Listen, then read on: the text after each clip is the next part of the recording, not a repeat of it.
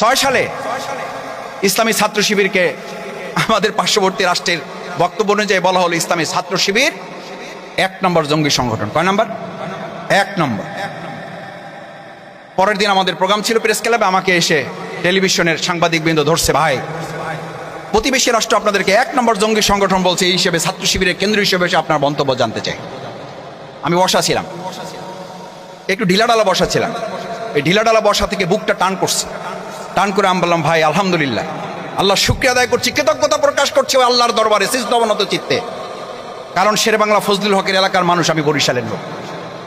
শেরেবাংলা ফজলুল হক এখন থেকে বহু বছর আগে বলে গেছে, ওই আধিপত্যবাদী রাষ্ট্র যতক্ষণ তোমাকে বন্ধু বলবে ততক্ষণ বুঝতে হবে তুমি ভুল পথে আছো, আর যতক্ষণ তোমাকে রং পথে আছো, তোমাকে শত্রু টার্গেট করবে, ততক্ষণ বুঝতে হবে তুমি ঠিক পথে আছো।